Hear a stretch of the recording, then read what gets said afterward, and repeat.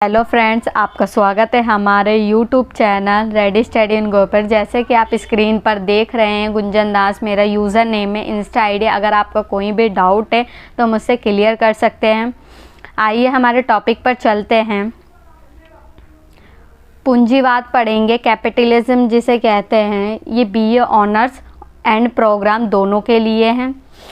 पूंजीवाद पढ़ेंगे, इसमें कैपिटलिज्म क्या होता है, इसका अर्थ पढ़ेंगे और इसका विकास कैसे हुआ, और भूमंडलीकरण।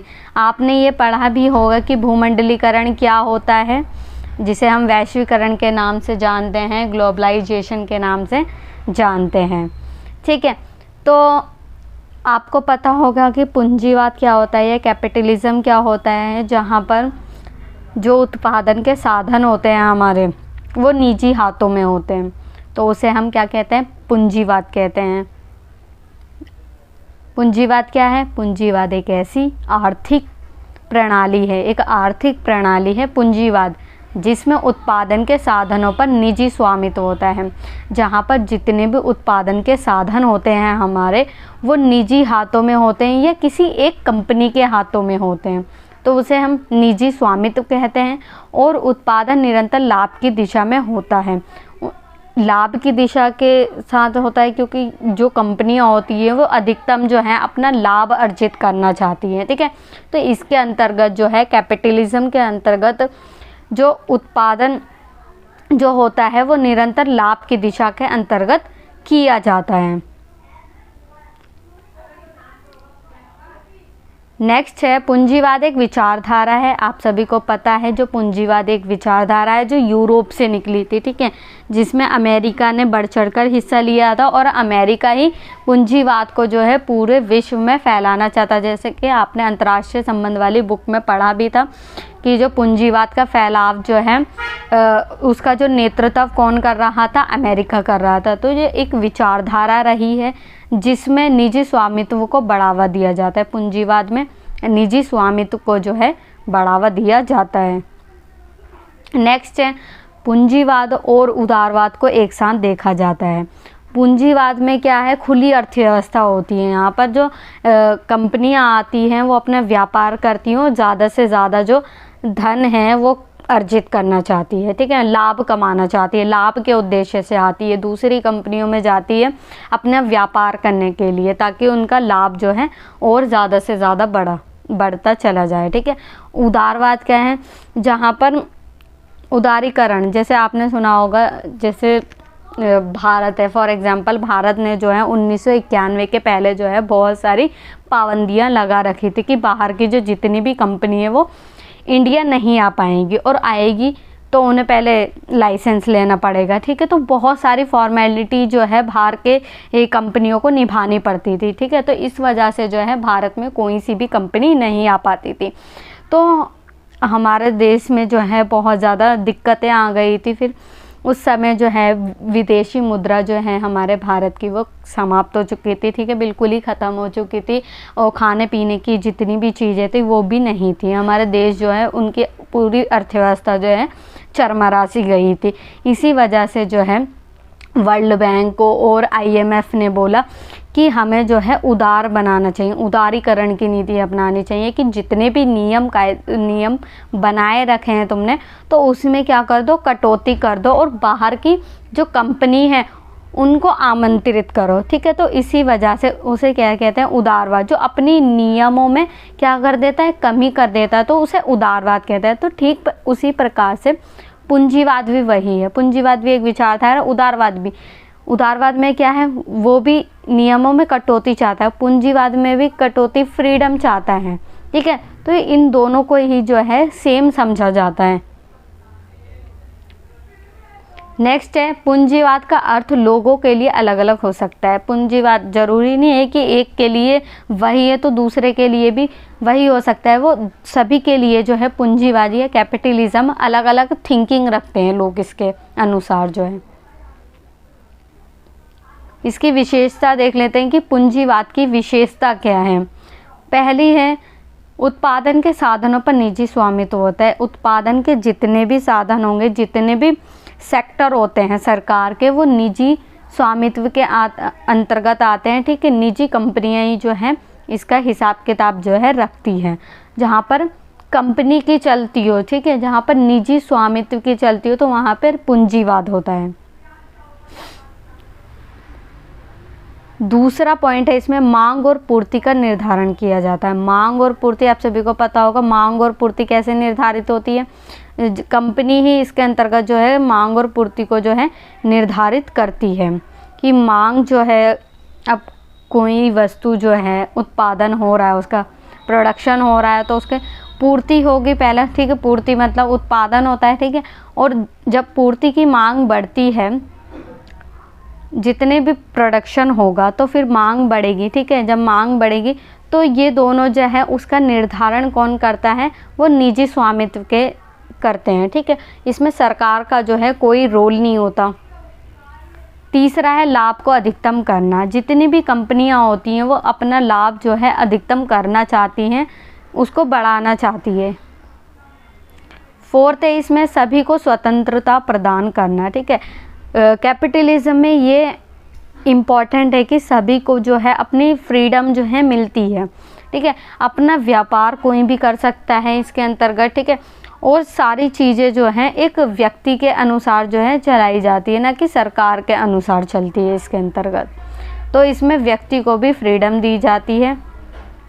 पांचवा पॉइंट है आर्थिक गतिविधियों में सरकार का सीमित नियंत्रण या हस्तक्षेप, ठीक है, जो आर्थिक गतिविधियां जितनी भी होती हैं, धन से संबंधित जितनी भी कंपनियां होती हैं, मांग और पूर्ति का जैसे नियंत्रण जो है निजी स्वामित्व करता है, ठीक, उसी प्रकार से जो है सरकार जो है सीमित हो जाती है और उसका कम से कम उसमें हस्तक्षेप जो है करती है इसके अंतर्गत। छठा है सरकार केवल राज्य की सुरक्षा।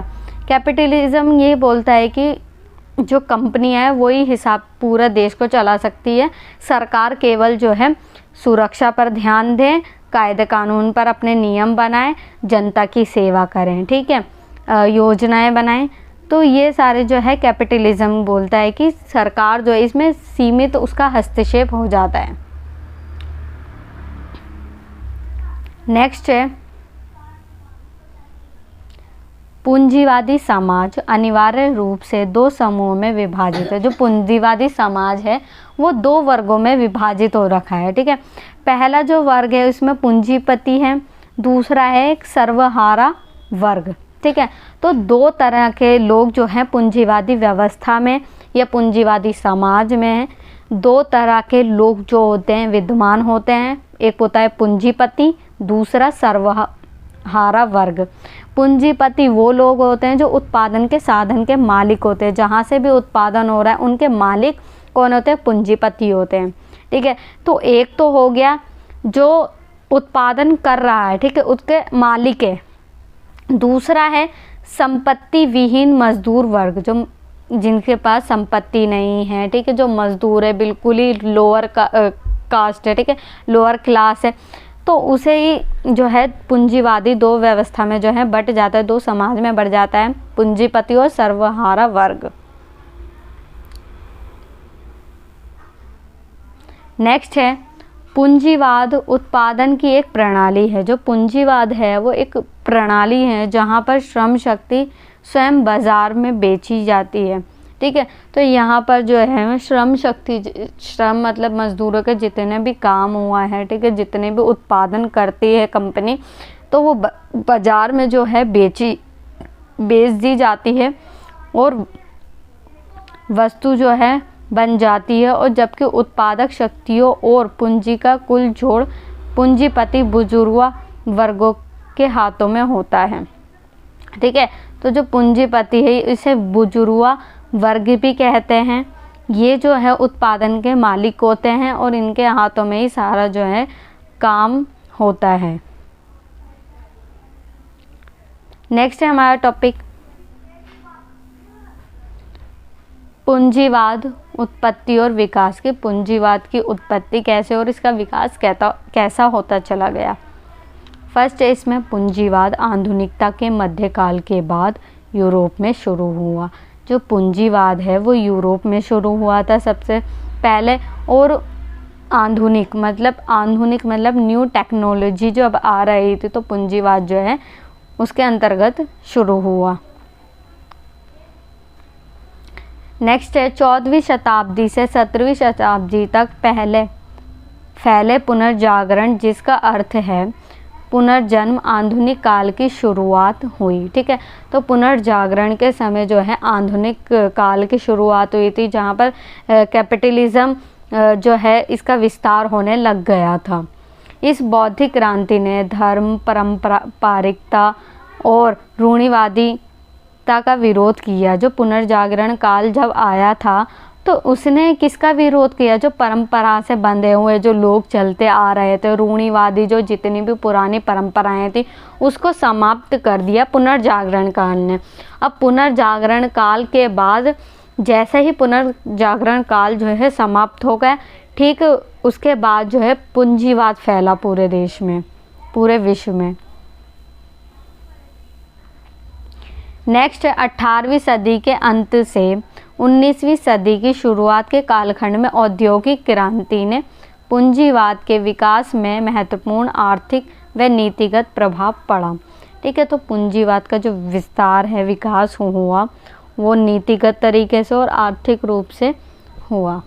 आधुनिक काल के बाद औद्योगिकरण जब उसकी क्रांति हुई थी तो उसके बाद जो है पूंजीवाद का विस्तार जो है और फैलता चला गया।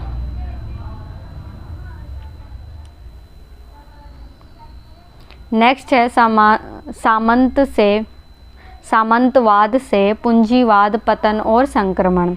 पहले जो था सामंतवाद हुआ करता था, सामंतवाद में जैसे कृषि और खेती को जो है बढ़ावा दिया जाता था। ठीक है, तो सामंतवाद जो है ख़त्म हो गया, तो फिर वैसे ही पूंजीवादी व्यवस्था का जो है निर्माण हुआ। पूंजीवाद का उदय सामंतवाद के विघटित होने के बाद शुरू हुआ। ठीक है, तो पूंजीवाद का शुरुआत कब हुई थी? सामंतवाद जब समाप्त हो गया था।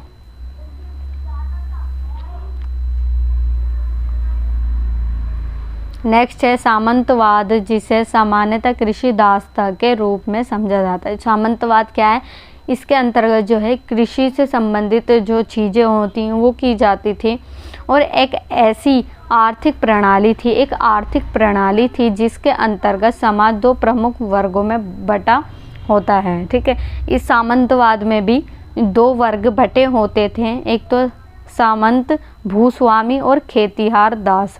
ठीक है, सामंत भूस्वामी जो भूमि के स्वामी होते थे। ठीक है, खेतिहार दास जो खेतों में काम करने वाले व्यक्ति होते थे, वो लोग। तो ये भी दो वर्गों में विभाजित थे।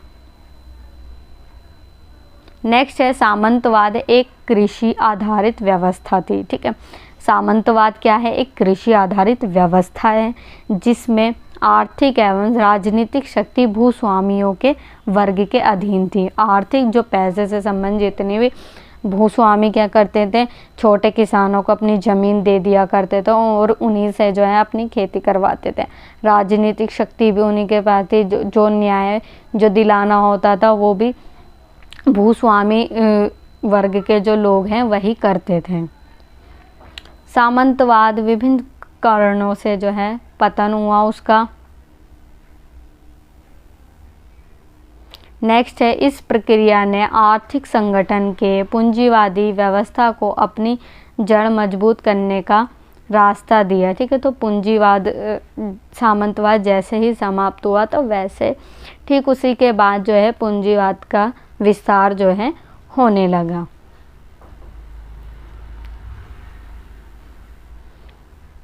नेक्स्ट है पूंजीवाद का विस्तार। देखो पूंजीवाद का विस्तार जो है वो 4 चरणों में हुआ था। ठीक है, विभिन्न चरणों में हुआ था पूंजीवादी व्यवस्था का जो विस्तार था। पहला पॉइंट है इसमें व्यापारिक चरण। 1500 से 1800 के बीच में ये व्यापारिक चरण चला था कि पूंजीवाद का विस्तार पहला चरण है इसका, व्यापारिक चरण। इसके अंतर्गत जो है पूंजीवादी विस्तार का यह प्रथम चरण है। ठीक है, ये प्रथम चरण है जिसमें यूरोप के देशों ने, अब यूरोप के देश पूरे यूरोप जिसमें फ्रांस, ब्रिटेन, ठीक है, और बहुत सारे इटली, बहुत सारे जो देश आते हैं और यूरोप के अंतर्गत आते हैं, इन्होंने जो है इन देशों ने अफ्रीका, एशिया, अफ्रीका, पूरा अफ्रीका देश और एशिया ठीक है, जो भारत और इसमें पाकिस्तान, श्रीलंका, बांग्लादेश, जो एशिया के देश आते हैं वो, और लैटिन अमेरिका के देशों को गुलाम बनाया था।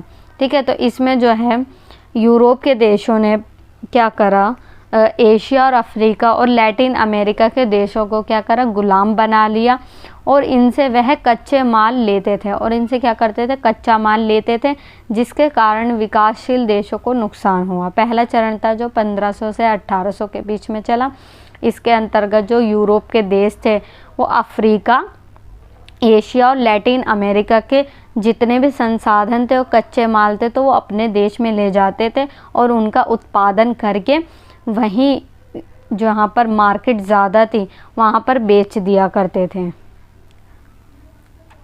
दूसरा चरण है पूंजीवाद का औपनिवेशिक विस्तार। औपनिवेशिक विस्तार हुआ था इसके अंतर्गत कि यूरोप के देशों ने जो है 85% से ज़्यादा जो क्षेत्रों में अपना नियंत्रण स्थापित कर लिया था, जो 1800 से 1950 के बीच चला।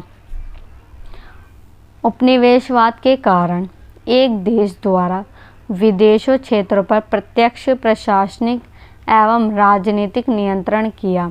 उपनिवेशवाद के कारण जो है यूरोप के देशों ने प्रशासनिक जितने भी उसकी सरकारें थी वहाँ पर जो चल रही थी उसको बंद कर दिया, और अपनी राजनीतिक व्यवस्था जो है कायम कर दी, और यूरोप के देशों की वहाँ पर चलने लगी, और इसने यूरोप के बाहर के क्षेत्रों में विस्तार किया। ठीक है, यूरोप का तो इनका क्षेत्र था ही, और यूरोप से ज़्यादा और अपने विस्तार करने के लिए ये उन देशों को गुलाम बनाने लगे। 85% क्षेत्रों में यूरोपीय शासन फैल गया। 85% क्षेत्रों में यूरोप ने जो है अपना दबदबा कायम कर लिया, जिनमें एशिया, अफ्रीका और अमेरिका प्रमुख है। ठीक है, अमेरिका, लैटिन अमेरिका की यहाँ पे बात हुई है। यूरोपीय देशों ने यहाँ पर रेल अपनी सुविधा के लिए, अब देखो भारत को भी जो है उपनिवेश बनाया था, ठीक है, जो कि ब्रिटेन का गुलाम रहा था, तो ब्रिटेन ने अपनी सुविधा के लिए भारत में रेल लाइन जैसे बंदरगाह, कारखाने खुलवाए ताकि इससे उनको लाभ मिले। ठीक है, तो ठीक उसी प्रकार से दूसरे देशों में भी जैसे अफ्रीका और एशिया और लैटिन अमेरिका के देशों पर जो यूरोप ने कब्ज़ा करा था, तो वहाँ पर रेल लाइन, बंदरगाह और कारखाने बनाने शुरू कर दिए। और कोर देश, ठीक है, जो कोर देश जो है, कोर देश यूरोप के देशों को कहा जाता है जो विकसित थे, इन्हें कोर देश कहा जाता है। और परिधि देशों का शोषण किया। परिधि देश कौन से? जो औपनिवेशिक हो चुके थे, जो गुलाम देश थे, वो परिधि देशों के अंतर्गत आते हैं। इन्हें विकासशील देश भी कहा जाता है। अब देखो, कोर देशों ने जो है परिधि देशों का शोषण किया। अब जैसे भारत है, भारत का शोषण जो है ब्रिटेन ने किया, क्योंकि भारत को तो पहले सोने की चिड़िया कहा जाता था, और जितने भी संसाधन थे भारत के वो जो है अपने देश ले गए, इंग्लैंड ले गए। ठीक है, तो इस तरह से जो है विकासशील देशों को बहुत ज़्यादा नुकसान यहाँ पर देखने को मिला। तीसरा विस्तार है पूंजीवाद का नव औपनिवेशीकरण या उत्तरवर्ती एकाधिकार पूंजीवाद 1950 से 1970 के दशक में चला था। देखो, नव औपनिवेशीकरण क्या है कि जब दूसरे विश्व युद्ध के बाद जो है औपनिवेशीकरण समाप्त हो गया था। आप सभी को पता है कि जो द्वितीय विश्व युद्ध 1939 से 1945 के बीच चला, ठीक है, तो उस समय औपनिवेशीकरण समाप्त हो। औपनिवेशीकरण सभी देश जो हैं आज़ाद हो चुके थे, जिसमें भारत भी था कि 1947 में भारत आज़ाद हो गया था। ठीक है, चीन भी हो गया था 1949 में, 1948 में श्रीलंका।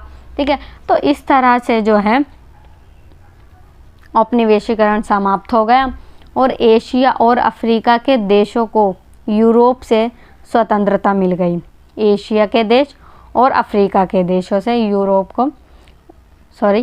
एशिया और अफ्रीका को जो है स्वतंत्रता मिल गई, और औपनिवेशीकरण के माध्यम से ये अपना आर्थिक सांस्कृतिक माध्यम इन्हीं देशों में छोड़ गए। ठीक है, तो अपने सांस्कृतिक जो अपना कल्चर है, खाने पीने का रहन सहन, ठीक है, अपना जो कल्चर है यूरोप के देश जो है इसी देश पर छोड़ के चले गए, ठीक है। तो इसका जो है प्रभाव विकासशील देशों को झेलना पड़ा और इन्हीं देशों में छोड़ गए और यह विकासशील देशों का शोषण करने लगे, ठीक है। तो ये दूसरे देश जो थे विकासशील देशों का शोषण करने लगे।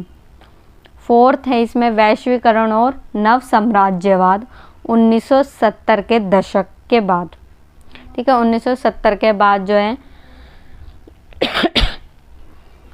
1970 के बाद पूरे विश्व में बहुआयामी परिघटना हुई, ठीक है। 1970 के बाद जो है पूरे विश्व में वैश्वीकरण फैलने लगा। वैश्वीकरण जहाँ पर एक देश दूसरे देश के साथ जो है जुड़ने लगा और दूसरे देशों के साथ जो है अपने व्यापार करने लगा, अपने अंतर्राष्ट्रीय संबंध जो है वो ठीक करने लग गए थे। वैश्वीकरण के कारण विश्व एक साथ जुड़ गया और इस काल में पूंजीवादी एक नए प्रोत्साहन के साथ आगे बढ़ता है, ठीक है। तो इसमें जो है वैश्वीकरण के कारण पूरे विश्व में पूंजीवाद कैपिटलिज्म का विस्तार होने लगा, ठीक है। मुक्त अर्थव्यवस्था अपनाने लगे क्योंकि पूंजीवादी में मुक्त अर्थव्यवस्था को बढ़ावा दिया जाता है, ठीक है, मुक्त बाजार को बढ़ावा दिया जाता था। तो इसी वजह से वैश्वीकरण जो है हर देश जो है अपनाने लगा और वैश्वीकरण में उदारीकरण निजीकरण को बढ़ावा दिया गया है, ठीक है। उदारीकरण नियमों में अपने कटौती कर दी सभी देशों, निजीकरण जहाँ पर निजी कंपनियाँ जो है दूसरे देशों में जाती है और अपना व्यापार करती है, ठीक है। तो उस तरीके से जो है वैश्वीकरण का प्रभाव जो है फिर बढ़ने लगा जिसके कारण पूंजीवाद को फ़ायदा हुआ। नेक्स्ट टॉपिक है वैश्वीकरण।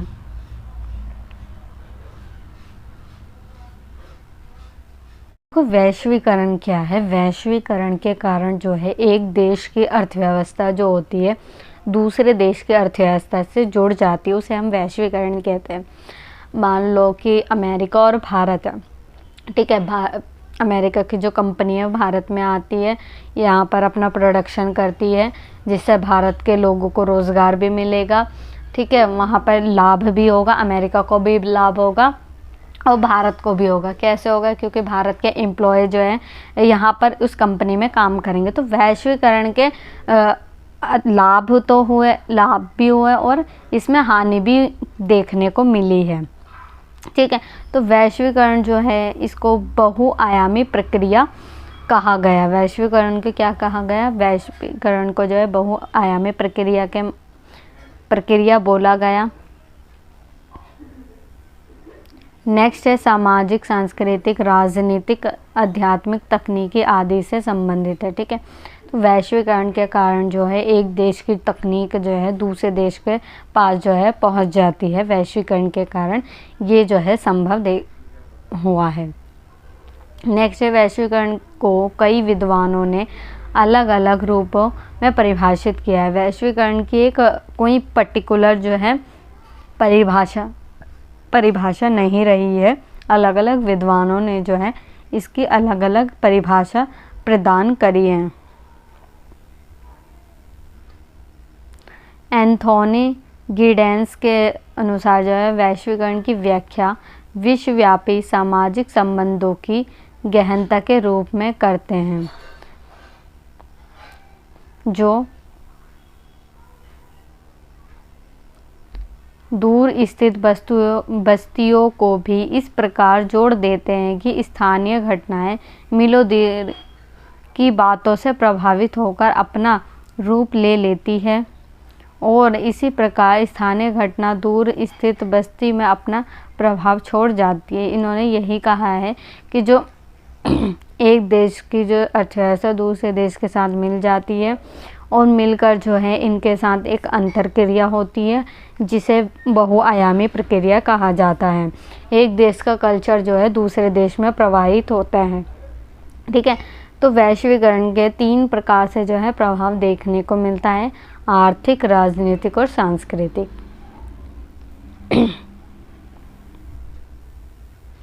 वैश्वीकरण के 3 प्रभाव पड़ते हैं, आर्थिक, सांस्कृतिक और राजनीतिक। वैश्वीकरण आर्थिक में देखो क्या होता है, आर्थिक में जो है उत्पादन के साधनों में वृद्धि होती है एक देश में, ठीक है। रोज़गार उपलब्ध होते हैं, इसमें रोज़गार जो है उपलब्ध हो जाते हैं। और सांस्कृतिक वैश्वीकरण, जिसमें दूसरे देश की जो कल्चर है वो अपने देशों में आता है, ठीक है। जैसे इंडिया का कल्चर जो है रूस में जाता है, ठीक है, अमेरिका में जाता है, और अमेरिका का कल्चर जो है भारत में अपनाया हुआ है, ठीक है। जैसे पहले सूट सलवार जो है ये पहने जाते थे। कल्चर जो था बहुत ज़्यादा कल्चर में बदलाव जो है देखने को मिला है, सांस्कृतिक में बदलाव देखने को मिल रहा है यहाँ पे, ठीक है। अमेरिका का कल्चर जैसे जीन्स टॉप, बर्गर, ये सारी चीज़ें जो हैं देखने को मिली है। राजनीतिक वैश्वीकरण में जो है एक देश जो है दूसरे देश की जो है राजनीति को प्रभावित कर रहा है। इसमें राज्य की जो कार्यभार की जो क्षमता है उसमें कमी आई है। इसमें कहा गया है कि जो कंपनी है वही देश को चलाएगी और सरकार जो है सीमित हो जाएगी, बिल्कुल। नेक्स्ट टॉपिक है, देखो, वैश्वीकरण राज्य। मैंने इसमें बताया आपको कि वैश्वीकरण क्या होता है। राज्य, इसमें राज्य की जो भूमिका होती है वो कम से कम होती है, बिल्कुल हस्तक्षेप नहीं करती। इसमें जो मेन होता है वो निजी स्वामित्व के हाथों में होता है। नेक्स्ट है टॉपिक वैश्वीकरण और पूंजीवाद। वैश्वीकरण पूंजीवाद को देख लेते हैं। फर्स्ट पॉइंट है इसमें, वैश्वीकरण को आमतौर पर समस्त विश्व में बाजार पूंजीवाद के उदय से जोड़ा जाता है। वैश्वीकरण जो है पूरे विश्व के साथ उसके बाजार के साथ जोड़ा जाता है वैश्वीकरण को, ठीक है। वैश्वीकरण के कारण जो है पूंजीवाद का विस्तार हुआ है बहुत। वैश्वीकरण के कारण एक देश दूसरे देशों के साथ मिल गया है, पूरे देश जो है विश्व पूरा एक साथ जुड़ जाता है इसके अंतर्गत वैश्वीकरण के कारण। अब देखो अमेरिका में जो है पूंजीवाद को अपनाया है, तो इसीलिए और भी देश जो है देखा देख पूंजीवाद को अपना रहे, कि पूंजीवाद को अपनाएंगे तो हम भी अमेरिका जैसे विकसित हो पाएंगे। नेक्स्ट है, पूंजी वस्तुओं और श्रम आदि का एक स्थान से दूसरे स्थान पर मुक्त प्रवाह किया जाता है।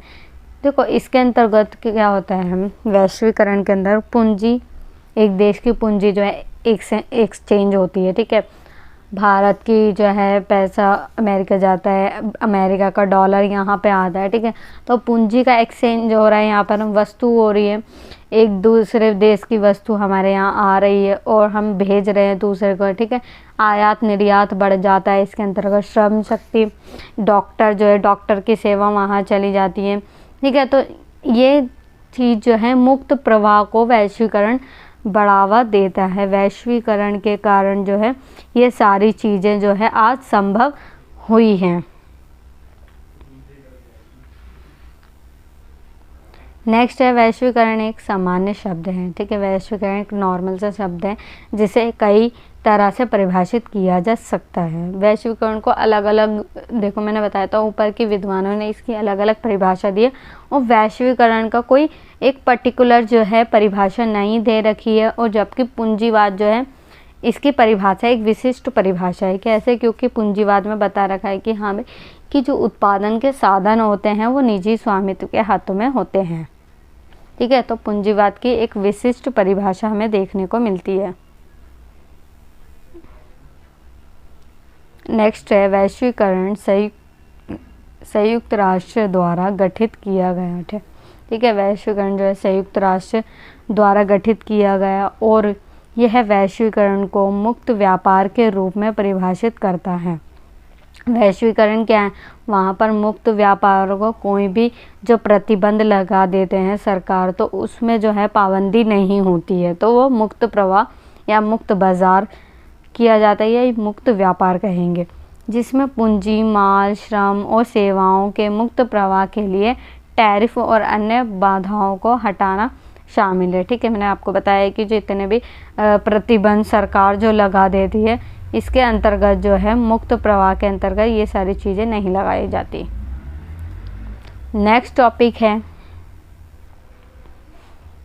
पूंजीवाद के प्रकार। पूंजीवाद के 3 प्रकार हैं, और ये पूंजीवाद का आधुनिक प्रकार है। ठीक है, आधुनिक विश्व में 3 प्रकार के पूंजीवाद हैं। उद्यम पूंजीवाद, जिसे एंटरप्राइजेस कैपिटलिज्म कहते हैं। दूसरा है सामाजिक पूंजीवाद, जिसे सोशल कैपिटलिज्म। तीसरा है राज्य पूंजीवाद, स्टेट कैपिटलिज्म। ठीक है, तो 3 प्रकार से जो है पूंजीवाद के प्रकार हैं। फर्स्ट है इसमें उद्यम पूंजीवाद। इसके अंतर्गत जो है उद्यम पूंजीवाद के अंतर्गत मुक्त व्यापार को जो है बढ़ावा दिया जाता है। मुक्त व्यापार को, मुक्त बाजार को बढ़ावा दिया जाता है। ठीक है, निजी कंपनियों को बढ़ावा दिया जाता है। निजी कंपनियां जो होती है, निजी कंपनियों को बढ़ावा दिया जाता है। उद्यम पूंजीवाद को विशुद्ध पूंजीवाद कहा जाता है। विशुद्ध, ठीक है, ये शुद्ध नहीं होता है। इससे अमेरिका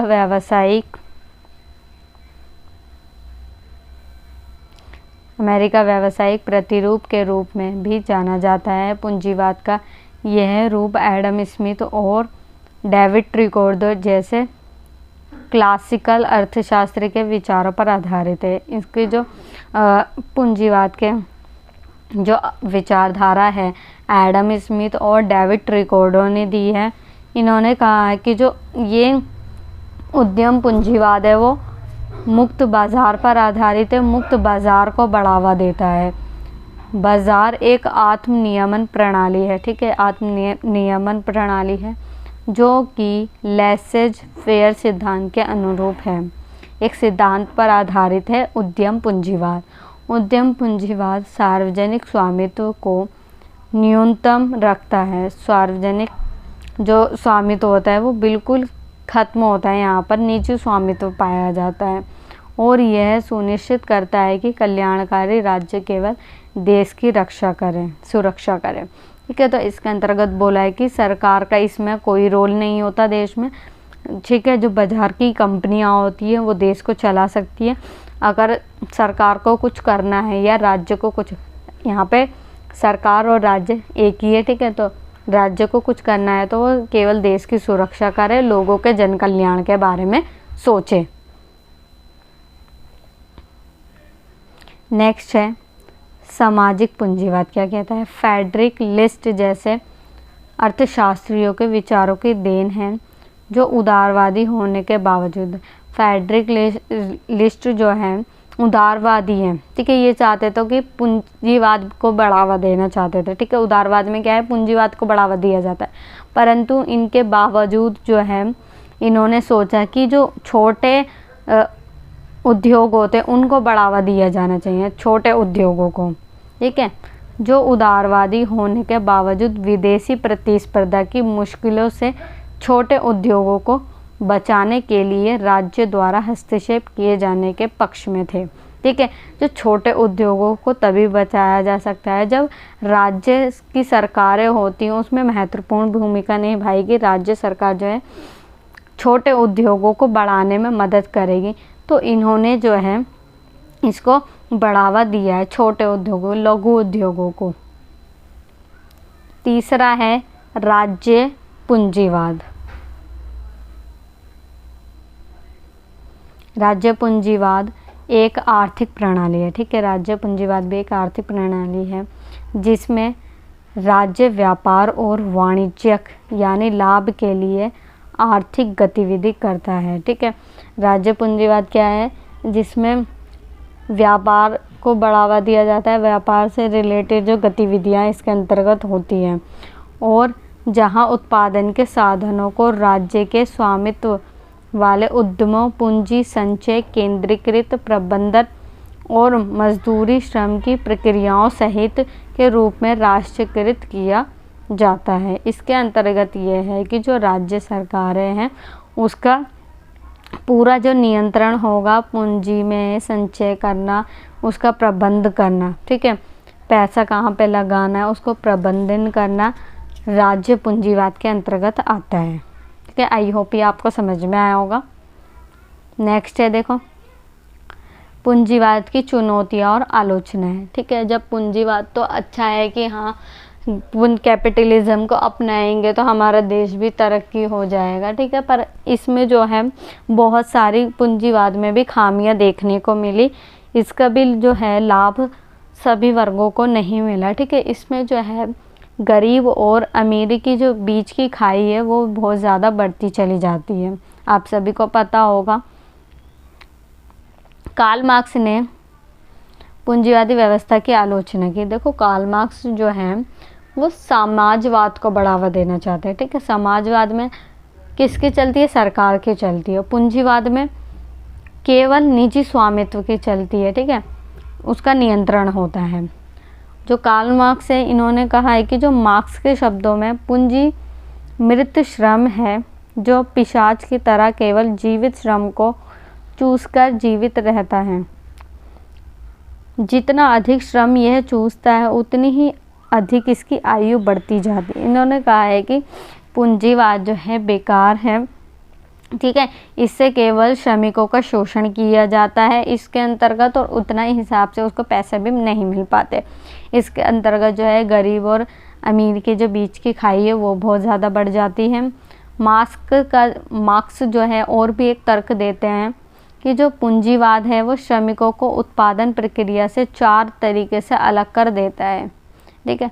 उत्पादन प्रक्रिया से अलग कर देता है, उनके उत्पाद से, उत्पादन के कार्य से, उनके साथी कामगारों से और अतः स्वयं से अलगाव, ठीक है। इसमें जो है उत्पादन के जो साधन होते हैं उनसे अलग कर देता है। नेक्स्ट है लेनिन, पूंजीवाद का एक और कट्टर आलोचक था, ठीक है। जो लेनिन जो थे वो रूसी राष्ट्रपति ही रह चुके थे, ठीक है। इन्होंने भी जो है कैपिटलिज्म का विरोध किया। पूंजीवाद ने गरीब देशों का शोषण किया, ठीक है। तो पूंजीवाद के कारण जो है गरीब देशों का बहुत ज़्यादा शोषण हो रहा है, क्योंकि जैसे कि फॉर एग्ज़ाम्पल जो अमेरिका की कंपनी है वो पाकिस्तान में कुछ कंपनी लगाना चाहती है, ठीक है, वहाँ पे लगा देती है।